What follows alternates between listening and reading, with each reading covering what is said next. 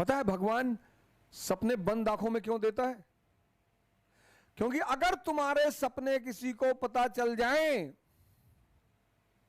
आपके जीवन में ऐसे बहुत सपने आप देखते होंगे सोते वक्त, जिसको देखने के बाद आप हंसते बहुत होंगे, डरते तो होंगे ही होंगे, हंसते बहुत होंगे।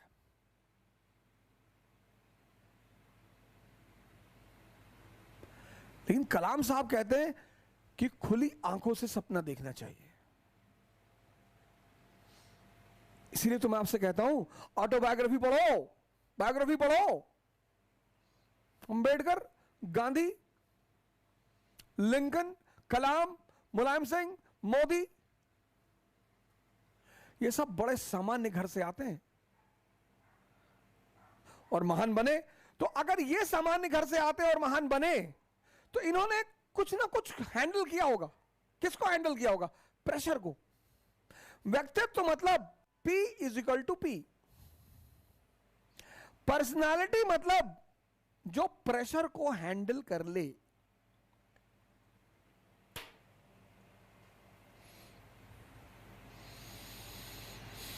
P = P।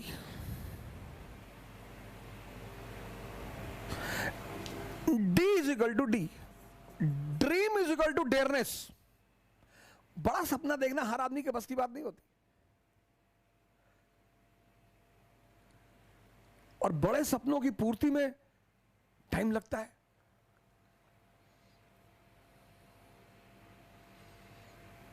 बड़े सपनों की पूर्ति में टाइम लगता है। पांडे जी ने हमसे कहा कि अरे यार बहुत कैसी बातें कर रहे हो तुम यार, जेट किंग का खोज करो, पागलपन वाली बातें कर रहे हो यार। मैंने कहा भाई ये बात नहीं। अरे बोले पढ़ो जाके, हम पैसा देंगे। फिर मैंने अमित राय जी से कहा, वो ट्रैवलिंग जो उसका कोर्स करने आए थे टूरिज्म का, यहीं पे उसका ऑफिस है कहीं वहाँ वो देश बंधु मार्ग जो है RML हॉस्पिटल के पास उसका ऑफिस है। तो उस वक्त उसकी फीस करीब 10-20 हजार के आसपास थी।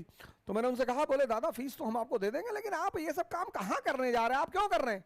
ये बड़ा अजीब सा भाग्य रहा मेरे जीवन का, पहलू रहा कि मेरे मित्रों ने कभी ये सब चीजों करने को, हालांकि मेरा उद्देश्य दूसरा था, मुझे नौकरी की तलाश कभी नहीं थी, पर नौकरी करनी थी क्योंकि मैं मध्यम वर्ग से आता था। सर आपको भरोसा शायद ना हो, लेकिन मैंने 6 महीने बारटेंडर का काम किया है, वेटर का। मैं दिल्ली में रहता था, हमारे साथ हमारे एक मित्र थे नीरज तिवारी,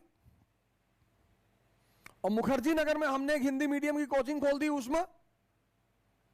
अब कोचिंग का किराया, रहने का किराया, खाना, कोचिंग का एड, सब पैसा कहां से आएगा?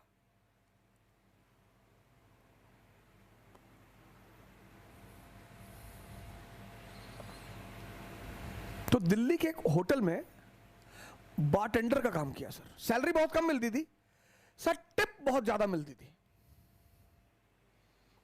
सैलरी बहुत कम मिलती थी सर। शाम को 7 बजे मैं गुड़गांव आता था और रात को 3 बजे मैं वापस घर पहुंचता था, और सुबह 8 बजे मैं क्लास लेता था। और सर किसी को नहीं, सर किसी को नहीं, मेरी पत्नी को मुझे हर महीने पैसे भेजना होता था। मेरी बच्ची, पहली बच्ची जो मेरी बड़ी वाली बेटी है, उसका जन्म हो चुका था, उसको पैसा भेजना होता था।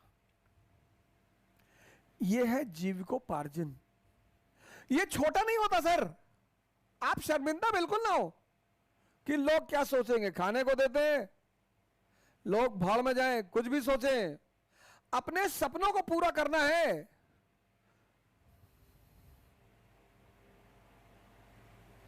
मैं किससे ज्यादा पैसे मांगने, और इतने सारे चीजों के पैसे। और माता जी ने कह दिया कि घर दिखाई मत पड़ना।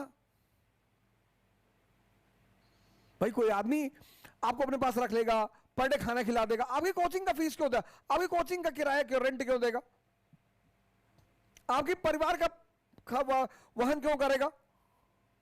तो आप जैसे ही 21 साल क्रॉस करें, 21 साल याद रखें, आप जैसे ही 21 साल के हो जाएं,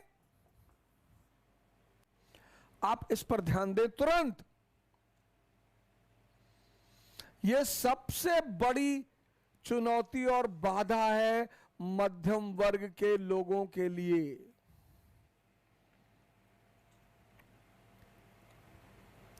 21 साल, 21 साल से पहले अगर परिस्थितियां ऐसी नहीं है तो आप मत सोचें। और अगर आपको लगता है कि आपके परिवार वाले अगले 5000 साल तक आपको पढ़ा सकते हैं, तब भी मत सोचें। मैं उनकी बात कर रहा हूं, मध्यम वर्ग वालों की।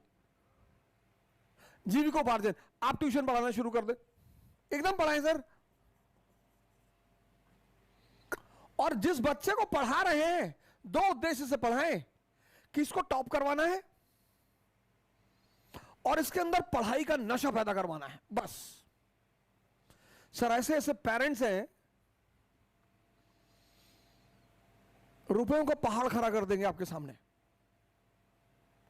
कभी भी स्टूडेंट के सामने बदमाश मत बनिए। जो बड़े होनहार स्टूडेंट होते हैं, कभी कभी बड़े बदतमीज होते हैं।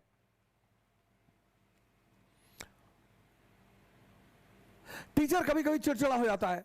टीचर शिक्षक हो ही नहीं सकता, कोच हो ही नहीं सकता, हो ही नहीं सकता। मैं तो पिछले 20 साल से देख रहा हूं, क्लास में एक से एक लड़के। शायद शायद शायद कोई ऐसी घटना घटी हो जब मैंने किसी को क्लास में कुछ कहा हो, शायद शायद ऐसी घटना घटी हो जब मैं क्लास में गुस्सा हुआ हूं। सर लोग मुझसे गाली की कोचिंग लेते थे, सर गाली देने की कोचिंग। आज जब कभी कभी YouTube पे लोग मुझे गाली देते हैं, इस गाली का सम्मान देते हैं, वो भी सम्मान है सर, तो मुझे बड़ी हंसी आती है कि मित्र तुम अभी नीचे वाली पायदान पे हो, मैं छोड़ चुका हूं, चलो आओ ऊपर आओ, फिर मुकाबला होगा।